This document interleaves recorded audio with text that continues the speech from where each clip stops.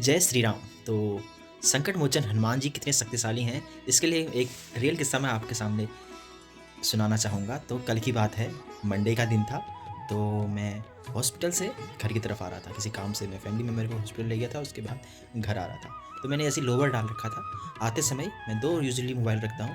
मेरा एक नया वाला मोबाइल सैमसंग का मेरे जेब से ऑटो में कहीं पर गिर गया और मैं घर में ऑटो से उतरा और थोड़ा-सा वॉकिंग डिस्टेंस है हमारे घर की तरफ, जहाँ पर ऑटो का ड्रॉप स्टेशन है। तो मार्केट से मैं घर आ रहा था।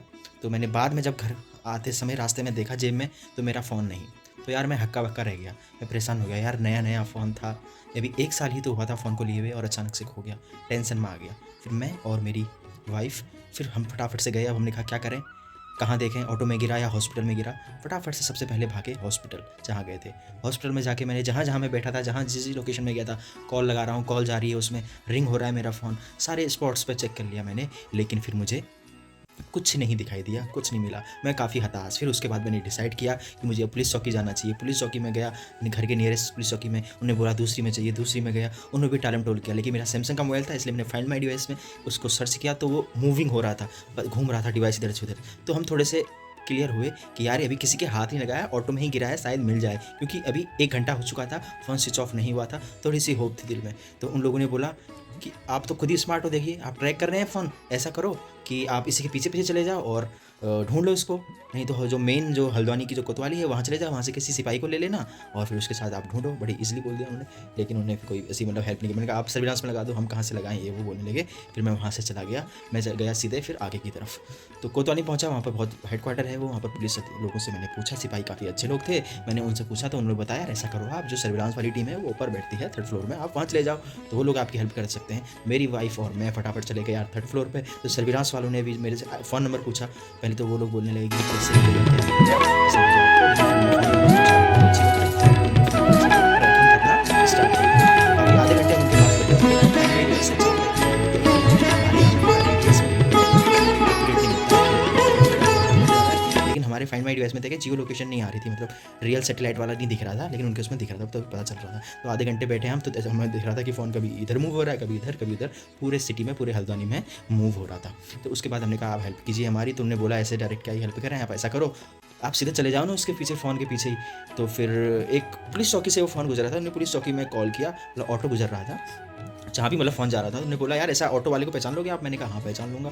तो उन्होंने फिर फटाफट से पुलिस चौकी में फ़ोन किया कि यार एक ऑटो आ रहा है, इसमें फ़ोन हो सकता है, आप फटाफट से उसको रोकिए और पता लगाइए कि ये फ़ोन है या नहीं है। इतनी मतलब उन लोगों ने मेरी हेल्प कर रहे थे, वो लोग अच्छे लोग थे काफ़ी, ठीक है? उन लोगों ने हेल्प करी मेरी। फिर उन्होंने और आइडियाज़ दिए कि आप सीसीटीवी कैमरे निकलवा सकते हैं, आप नीचे नहीं तो कंप्लेंट कराइए, वो ईएमआई नंबर से हम उसको ट्रैक करेंगे, ये करेंगे, वो ट्रैक क्या करते वो भी उनके पास दिखा दिया था। उन्होंने जो सिस्टम था ना, वो क्या ट्रैकिंग का ही था, जो हमारे जैसे हमारे इसमें दिख रहा था वैसे ही उनके में दिख रहा था। तो क्या करते, फिर हमने एक होप जगी कि हाँ सीसीटीवी कैमरे में ऑटो का नंबर अगर हमें पता चल जाए, क्योंकि पूरे शहर में सीसीटीवी है, अगर ऑटो का नंबर हमें पता चल जाए तो फिर हम उसके बाद अपने फ़ोन को ढूंढ सकते हैं, क्योंकि हम सस्पेक्ट कर रहे थे कि जो फ़ोन है वो ऑटो में गिरा हुआ है। फिर उसके बाद क्या हुआ, हम जाते हैं सीसीटीवी कैमरे वाले के यहाँ, वहाँ पर वो लोग अपना बिजी थे भाई।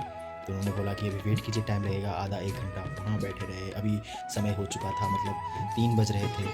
तो उन लोगों ने फिर बोल दिया कि अभी नहीं हो सकता, आप रात को आइए, रात के 8 बजे के बाद आइए, बोल दिया उन लोगों ने। मैंने कहा ठीक है, इसका मतलब ये भी हेल्प नहीं करना चाहते, उन्होंने भी हमें ऐसे ही टरका दिया। फिर हम वहाँ से गए अपना इधर चौराहे, जितने भी चौराहे हैं हम वहाँ पर जाके खड़े हो गए। फिर हमने सोचा कि ना चौराहे पर जाके अब देखते हैं कि कहाँ से आ रहा है ऑटो, फिर हम खुद ही फाइंड करते हैं भाई। चौराहे की पुलिस से मैंने मदद मांगी, किसी ने भी मदद नहीं करी। उन लोगों ने बोला ठीक है आप ढूंढ लो, आपको पता है आपका फ़ोन कहाँ है। तो इसी तरह से हम खुद अपनी इन्वेस्टिगेटिव शहर में पागलों की तरह इधर से उधर भाग रहे थे। हमारा फ़ोन लगातार रिंग कर रहे हैं, कॉलिंग पे कॉलिंग जारी, कॉलिंग पे कॉलिंग, कोई नहीं उठा रहा है और हम कैसे परेशान इधर से उधर घूमे जा रहे हैं, काफ़ी हार थक गए।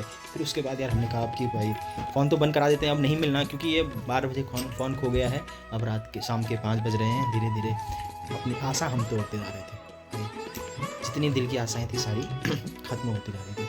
फिर हमने कहा चलो अब कंप्लेंट ही लिखवाते हैं। उन्हें बोला जो चीज़ खो गई है उसके लिए। फिर बाहर निकला, बाहर एक इंस्पेक्टर साहब मिले। मैंने कहा यार कंप्लेंट निकालनी है मुझे, कहाँ मिलेगा? हम उन्होंने बोला उस रोड के उस पार चले जाओ। रोड के उस पार हम चले गए कोतवाली के सामने, वहाँ से अपना 10 रुपये का फॉर्म लिए, 2 फॉर्म लिए, 1 पेन लिया। अब हम फ़ोन लेके आ रहे थे, तो रास्ते में हमें दिखाई मिला हनुमान जी का मंदिर, वहाँ पर लिखा था संकट मोचन हनुमान, जो कोतवाली के बाहर ही है। तो भाई हमने हनुमान जी से कहा भाई संकट मोचन अब आपके ही सहारा। जैसे ही हम अंदर आए और जैसे ही हम फॉर्म भरने लगे, तो अचानक से वहाँ से फ़ोन आया कि अरे आपका फ़ोन खोया था क्या? हमने कहा हाँ, फ़ोन तो खोया था। एकदम खुशी की लहर अंदर। उन्होंने बोला ये मेरे पास है। मैंने उनको बोला अंकल इतनी देर से हम कॉल कर रहे हैं आपको, आप उठा क्यों नहीं रहे हो? उन्होंने बोला बेटा मैं उठाना नहीं जानता। मैंने फ़ोन ऑटो में पड़ा मिला मुझे और मैंने अपनी जेब में रख लिया। फिर मैं बाज़ार गया और घर जाके अपने नाती, काफ़ी बुज़ुर्ग थे, अपने पोते से कहा कि बेटा ये देखना किसका फ़ोन है। फिर उसने आपका नंबर मिला वहाँ पर, क्योंकि हमने लॉक कर दिया था तो हमारा नंबर था स्क्रीन में। फिर उसने आपका नंबर मेरे छोटे वाले फ़ोन डायल में डायल करके दिया, फिर हम आपको कॉल कर रहे हैं। तो यार फिर जान पहचान आई। तो हनुमान जी की कृपा से अचानक से ये चमत्कार हुआ, तो काफ़ी हम धन्य हो गए। फिर हम घर आए, फिर घर के आस-पास के ही वो बुज़ुर्ग अंकल थे, उन्होंने हमें हमारा फ़ोन दे दिया और फिर हम प्रसन्नता से अपने घर आए। तो इस तरह से परिस्थितियाँ बनती हैं, चीज़ें बनती हैं, लेकिन जब आप पूर्ण समर्पण कर देते हैं भगवान पर, तो फिर कुछ ना कुछ हल ज़रूर निकलता है। जय श्री राम।